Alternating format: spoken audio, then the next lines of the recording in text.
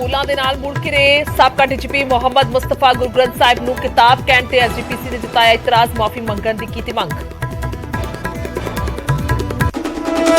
CM race ਨੂੰ ਲੈ ਕੇ ਪੰਜਾਬ ਕਾਂਗਰਸ ਦੇ ਵਿੱਚ ਜੁੜਿਆ ਨਵਾਂ ਚੈਪਟਰ। ਸੀਐਮ ਅਹੁਦੇ ਲਈ ਸੁਨੀਲ ਜਾਖੜ ਨੇ ਕੀਤਾ ਦਾਅਵਾ ਕਿ ਕੈਪਟਨ ਤੋਂ ਬਾਅਦ ਮੈਸੀ ਵਿਧਾਇਕਾਂ ਦੀ ਪਹਿਲੀ ਪਸੰਦ, ਅੰਕੜਿਆਂ ਦਾ ਵੀ ਦਿੱਤਾ ਹਵਾਲਾ। ਜਾਖੜ ਦੇ ਬਹਾਨੇ ਵਿਰੋਧੀਆਂ ਨੇ ਘੇਰੀ ਕਾਂਗਰਸ, ਕਿਹਾ ਜਾਖੜ ਦੇ ਬਿਆਨ ਨੇ ਕੀਤਾ ਸਾਬਿਤ 10 ਜਨਪਦ ਤੋਂ ਚੱਲਦੀ ਹੈ ਪਾਰਟੀ। ਚੋਣਾਂ ਦੇ ਵਿਚਾਲੇ ਮਾਤਾ ਦੇ ਦਰ ਤੇ ਨਵਜੋਤ ਸਿੰਘ ਸਿੱਧੂ ਕਈ ਪ੍ਰੋਗਰਾਮਾਂ ਨੂੰ ਛੱਡ ਕੇ ਵੈਸ਼ਨੋ ਦੇਵੀ ਹੋਏ ਰਵਾਨਾ। ਚੋਣ ਮੈਦਾਨ ਦੇ ਵਿੱਚ ਉਤਰੀ ਬਿਕਰਮ ਮਜੀਠੀਆ ਦੀ ਪਤਨੀ ਗਨੀਵ ਕੌਰ ਮਜੀਠਾ ਦੇ ਗੁਰੂ ਘਰ ਚ ਅਰਦਾਸ ਕਰਕੇ ਚੋਣ ਪ੍ਰਚਾਰ ਕੀਤਾ ਸ਼ੁਰੂ। ਗੁੱਜਰ ਭਾਈਚਾਰੇ ਬਾਰੇ ਰਵੀ ਕਨਕਾਲੋਂ ਦੀ ਵਾਇਰਲ ਵੀਡੀਓ ਤੇ ਸੁਖਜਿੰਦਰ ਰੰਧਾਵਾ ਨੇ ਜਤਾਇਆ ਇਤਰਾਜ਼, ਟਵੀਟ ਕਰਕੇ ਅਕਾਲੀ ਦਲ ਤੇ ਚੁੱਕੇ ਸਵਾਲ, ਕਿਹਾ ਸਾਰੇ ਭਾਈਚਾਰਿਆਂ ਦਾ ਹੈ ਪੰਜਾਬ। ਕੋਰੋਨਾ ਨਿਯਮ ਤੋੜਨ ਦੇ ਇਲਜ਼ਾਮ ਦੇ ਵਿੱਚ ਬੀਜੇਪੀ ਉਮੀਦਵਾਰ ਫਤਿਹ ਜੰਗ ਬਾਜਵਾ ਤੇ ਮਾਮਲਾ ਦਰਜ। ਬਟਾਲਾ ਤੋਂ ਚੋਣਾਂ ਲੜ ਰਹੇ ਨੇ फतेह जंग Bajwa. Budget super exclusive. Budget के बाद किसी भी निजी न्यूज नेटवर्क को वित्त मंत्री का पहला इंटरव्यू। क्या है बजट के मायने निवेशकों के लिए, उपभोक्ताओं के लिए, करदाताओं के लिए, अर्थव्यवस्था के लिए। वित्त मंत्री निर्मला सीतारमण के साथ editor in chief Rahul Joshi की बात लाइव एंड एक्सक्लूसिव शाम 5:30 बजे।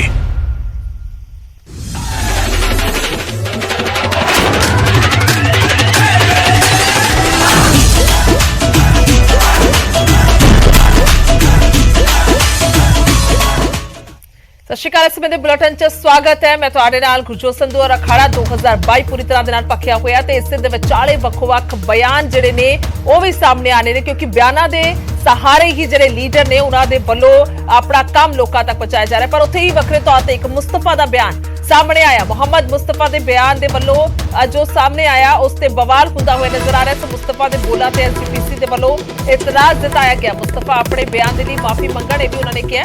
ਮੁਸਤਫਾ ਨੇ ਗੁਰੂ ਗ੍ਰੰਥ ਸਾਹਿਬ ਨੂੰ ਦੱਸ ਦਈਏ ਕਿ ਕਿਤਾਬ ਦੱਸਿਆ ਸੀ ਔਰ ਇਹ ਵੀਡੀਓ ਜਿਹੜੀ ਹੈ ਉਹ ਵਾਇਰਲ ਹੋ ਰਹੀ ਹੈ। ਮੁਹੰਮਦ ਮੁਸਤਫਾ ਦੀ ਵੀਡੀਓ ਵਾਇਰਲ ਹੋਈ ਹੈ, ਜਿਸ ਤੋਂ ਬਾਅਦ ਸਿੱਧੇ ਤੌਰ ਤੇ ਸਵਾਲ ਉੱਠਣੇ ਲਾਜ਼ਮੀ ਸਨ ਔਰ ਇਹ ਸਵਾਲ ਹੁਣ ਐਸਜੀਪੀਸੀ ਦੇ ਵੱਲੋਂ ਵੀ ਚੁੱਕਿਆ ਗਿਆ ਤੇ ਨਾਲ ਹੀ ਇਤਰਾਜ਼ ਜਤਾਉਂਦੇ ਹੋਏ ਨਜ਼ਰ ਆ ਰਹੇ ਨੇ ਤੇ ਕਿਹਾ ਗਿਆ ਕਿ ਮਾਫੀ ਮੰਗਣੀ ਚਾਹੀਦੀ ਹੈ ਆਪਣੇ ਬਿਆਨ ਨੂੰ ਲੈ ਕੇ। ਸੋ ਕੋਈ ਵੀ ਸਿਆਸਤਦਾਨ ਹੋਵੇ, ਕਿਸੇ ਵੀ ਅਹੁਦੇ ਤੇ ਬੈਠਾ ਹੋਇਆ ਸ਼ਖਸ ਹੋਵੇ ਤਾਂ ਇਸ ਤਰ੍ਹਾਂ ਦੇ ਨਾਲ ਕੋਈ ਵੀ ਬਿਆਨ ਜਿਹੜਾ ਉਹ ਨਹੀਂ ਦੇ ਸਕਦਾ। ਸੋ ਇਹ ਬਿਆਨ ਦਿੱਤਾ ਗਿਆ ਮੁਸਤਫਾ ਦੇ ਵੱਲੋਂ। ਗੁਰੂ ਗ੍ਰੰਥ ਸਾਹਿਬ ਨੂੰ ਕਿਤਾਬ ਦੱਸਿਆ ਗਿਆ, ਜਿਸ ਦੀ ਵੀਡੀਓ ਵੀ ਵਾਇਰਲ ਹੋ ਰਹੀ ਹੈ ਔਰ ਉਸ ਤੋਂ ਬਾਅਦ ਹੁਣ ਐਸਜੀਪੀਸੀ ਇਸ ਤੇ ਇਤਰਾਜ਼ ਜਤਾਉਂਦੇ ਨਜ਼ਰ ਆਏ ਨੇ।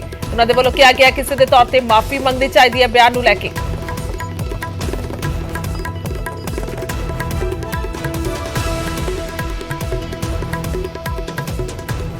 ਸਾਫ਼ ਤੌਰ ਤੇ ਦੱਸ ਦਈਏ ਕਿ ਇਸ ਤਰ੍ਹਾਂ ਦੇ ਬਿਆਨ ਜਿਹੜੇ ਨੇ ਉਹ ਪਹਿਲੀ ਵਾਰ ਨਹੀਂ, ਕਈ ਵਾਰ ਅਜਿਹੇ ਬਿਆਨ ਆਉਂਦੇ ਨੇ ਔਰ ਜਦੋਂ ਕੋਈ ਵੱਡੀ ਸ਼ਖਸੀਅਤ ਅਜਿਹੇ ਬਿਆਨ ਦਿੰਦੀ ਹੈ ਤਾਂ ਸਿੱਧੇ ਤੌਰ ਤੇ ਸਵਾਲ ਉੱਠਣੇ ਲਾਜ਼ਮੀ ਨੇ। ਔਰ ਹੁਣ ਐਸਜੀਪੀਸੀ ਦੇ ਵੱਲੋਂ ਕਿਹਾ ਗਿਆ ਕਿ ਮਾਫੀ ਜਿਹੜੀ ਹੈ ਉਹ ਮੰਗਣੀ ਚਾਹੀਦੀ ਹੈ। ਧਾਰਮਿਕ ਸੰਸਥਾ ਐਸਜੀਪੀਸੀ ਔਰ ਜਿਨ੍ਹਾਂ ਦੇ ਵੱਲੋਂ ਮਾਫੀ ਜਿਹੜੀ ਹੈ ਮੰਗਣ ਨੂੰ ਕਿਹਾ ਗਿਆ। सिख कौम को जानते हो ना? मेरी कौम को मैं कभी कभी अल्लाह से दुआ करता हूँ मेरी कौम में सिख कौम बड़ा जज्बा देने। पता है ना अपनी किताब का वो कैसे हिफाजत करते हैं, पता है ना आपको? उनकी किताब पे आ चाहे तो क्या करते हैं वो। सिख कौम को जानते हो ना?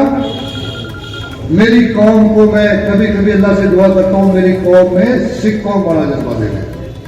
पता है ना अपनी किताब का वो कैसे हिफाजत करते हैं, पता है ना आपको? उनकी किताब पे आ चाहे तो क्या करते हैं वो। ਮੁਹੰਮਦ ਮੁਸਤਫਾ ਦੇਸ਼ ਵਿਰੋਧੀ ਵਿਅਕਤੀ ਹੈ। ਮੈਂ ਇਸ ਦੇ ਖਿਲਾਫ ਅੱਜ ਤੋਂ 20 ਸਾਲ ਪਹਿਲਾਂ ਇਹ ਅਭਿਆਨ ਚਲਾਇਆ ਸੀ ਜਦੋਂ ਇਹ ਐਸਐਸਪੀ ਰਿਹਾ। ਇਹਨੇ ਸਿੱਖਾਂ ਦੇ ਮੁੰਡਿਆਂ ਨੂੰ ਬੜਾ ਮਾਰਿਆ ਤੇ ਉਹਨਾਂ ਦੀਆਂ ਜ਼ਮੀਨਾਂ ਦੀਆਂ ਰਜਿਸਟਰੀਆਂ ਕਰਵਾਈਆਂ ਸੀ। ਉਹ ਉਹਦੇ 'ਚ ਦਿੱਤੇ ਸੀ ਤੇ ਉਸ ਵੇਲੇ ਹੋਮ ਮਿਨਿਸਟਰ ਨੇ, ਸਟੇਟ ਹੋਮ ਮਿਨਿਸਟਰ ਸੀ ਆਈ.ਡੀ. ਸਵਾਮੀ, ਉਹਨਾਂ ਨੇ ਆ ਕੇ ਪ੍ਰੈਸ ਕਲੱਬ 'ਚ ਪ੍ਰੈਸ ਕਾਨਫਰੰਸ ਕਰਨੀ ਪਈ ਸੀ ਔਰ ਲੋਕਾਂ ਦੇ ਸਵਾਲਾਂ ਦੇ ਜਵਾਬ ਦੇਣੇ ਪਏ ਸੀ ਤੇ ਕਾਫੀ ਲੰਬਾ ਚੱਲਿਆ ਸੀ। ਇਹ ਡੀਜੀਪੀ ਵੀ ਇਸੇ ਕਰਕੇ ਨਹੀਂ ਬਣਿਆ, ਇਹਦੇ ਪਾਕਿਸਤਾਨ ਨਾਲ ਰਿਸ਼ਤੇ ਆ, ਇਸ ਕਰਕੇ ਉਹਨਾਂ ਦੀ ਜਾਂਚ ਹੋਣੀ ਚਾਹੀਦੀ ਹੈ। ਔਰ ਇਹ ਜਿਹੜੀਆਂ ਇੱਦਾਂ ਦੀਆਂ ਗੱਲਾਂ ਕਰਦਾ, ਕਦੇ ਹਿੰਦੂਆਂ ਦੇ ਖਿਲਾਫ ਬੋਲਦਾ, ਕਦੇ ਗੁਰੂ ਗ੍ਰੰਥ ਸਾਹਿਬ ਦੇ ਬਾਰੇ 'ਚ ਇਸ ਤਰ੍ਹਾਂ ਬੋਲਦਾ, ਇਹ ਮੇਰਾ ਖਿਆਲ ਆ ਵੀ ਇਹ ਅਪਰਾਧੀ ਆ। देखिए मोहम्मद मुस्तफ़ा जो फॉर्मर डीजीपी और नवजोत सिंह सिद्धू का एडवाइज़र है, मैं तो कहूँगा कि वो अपना मानसिक संतुलन खो बैठे हैं, क्योंकि इस तरह की पहले भी बात की, तब पंजाब में आग लगाने वाली बात। अब जो है श्री गुरु ग्रंथ साहब जो कि सजीव गुरु है, लिविंग गुरु है मानते हैं, तो उस नाते से उसको किताब कहना सो सरासर गलत है। और सिख भावनाओं के साथ, खास करके पंजाबियों की भावनाओं की जो है ना, वो उसको ठेस पहुंचाना है। तो मैं इसकी निखेधी करता हूँ। ਤੇ ਬਿਆਨ ਨੂੰ ਲੈ ਕੇ ਸਵਾਲ ਜਿਹੜੇ ਨੇ ਖੜੇ ਹੋਏ ਨੇ ਔਰ ਉਧਰ ਦੂਸਰੇ ਪਾਸੇ ਚੋਣ ਅਖਾੜਾ ਪੂਰੀ ਤਰ੍ਹਾਂ ਦੇ ਨਾਲ ਪੱਖਿਆ ਹੋਇਆ ਸਿੱਧਾ ਚੱਲਦੇ ਮੁਕਤਸਰ, ਜਿੱਥੇ ਸੁਖਬੀਰ ਬਾਦਲ ਦੇ ਵੱਲੋਂ ਜਾ ਰਿਹਾ ਹੈ।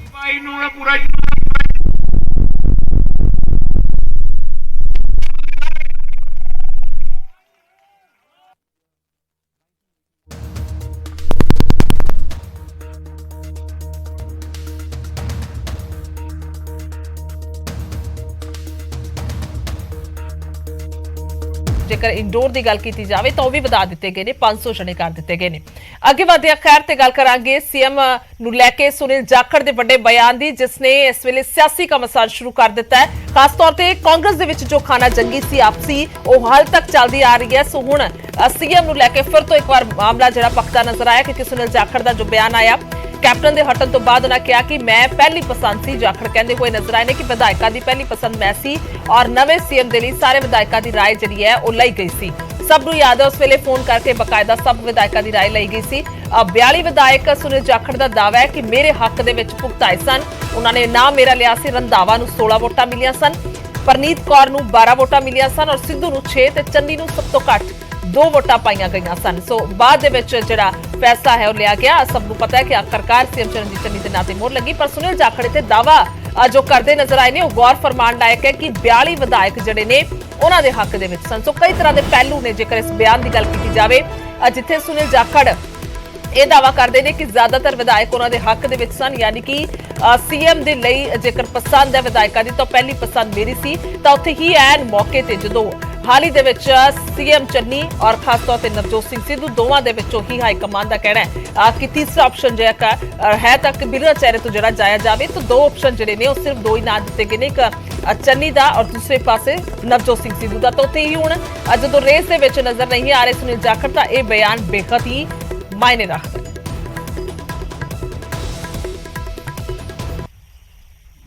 ਇੱਕ ਇਸ ਗੱਲ ਦਾ ਮੈਨੂੰ ਕੋਈ ਗਿਲਾ ਨਹੀਂ ਸਾਹਿਬ, ਕਿਤੇ ਨਾ ਕਿ ਇਹ ਜੇ ਸੰਬੰਧ ਆਪਣੇ ਸਾਰਿਆਂ ਦਾ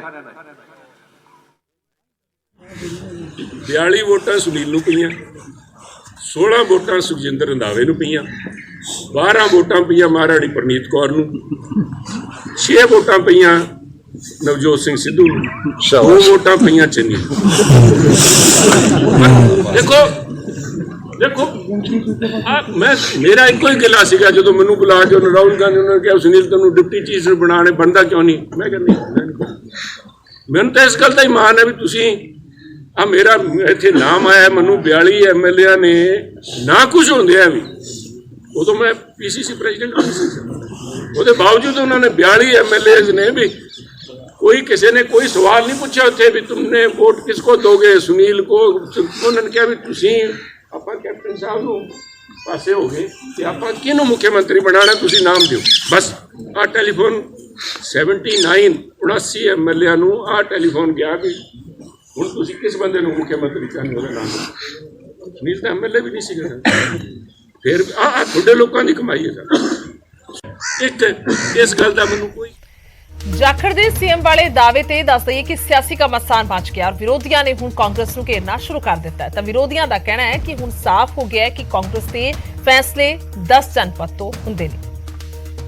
ਸੁਨੀਲ ਜਾਖੜ ਕਹਿ ਰਹੇ ਨੇ ਜਦੋਂ ਸੀਐਮ ਦੇ ਐਲਾਨ ਹੋਣਾ ਸੀਗਾ ਉਹਨਾਂ ਦੀ VOTING ਹੋਈ ਆ, ਸਭ ਤੋਂ ਜ਼ਿਆਦਾ ਮੈਨੂੰ VOTING ਹੋਈ ਆ, 40 ਵੋਟਾਂ ਮੈਨੂੰ ਪਈਆਂ, ਕਹਿੰਦੇ ਕਿਸੇ ਨੂੰ 16 ਜਾਂ ਕਿਸੇ ਨੂੰ 15, ਕਿਸੇ ਨੂੰ 2 ਜਾਂ ਕਿਸੇ ਨੂੰ 4। ਕਿਸ ਤਰ੍ਹਾਂ ਦੇਖਦੇ ਪਿਆ ਸੁਨੀਲ ਜਾਖੜ? ਸੋ ਫਿਰ ਉਹਨਾਂ ਨੂੰ ਪੁੱਛਣਾ ਚਾਹੀਦਾ ਕਿ ਉਹਨਾਂ ਨੂੰ ਬਣਾਇਆ ਕਿਉਂ ਨਹੀਂ। ਉੱਥੇ ਡਿਕਟੇਟਰਸ਼ਿਪ ਹੈ, ਉੱਥੇ ਰਾਹੁਲ ਗਾਂਧੀ ਫੈਸਲਾ ਕਰਦਾ ਹੈ, ਉੱਥੇ ਕੋਈ ਮੈਰਿਟ ਤੇ ਫੈਸਲੇ ਨਹੀਂ ਹੁੰਦੇ, ਉੱਥੇ ਆਪਣੇ ਆਪ ਜਿਹਦਾ ਜੀ ਕਰਦਾ ਉਹਨੂੰ फैसला करना है।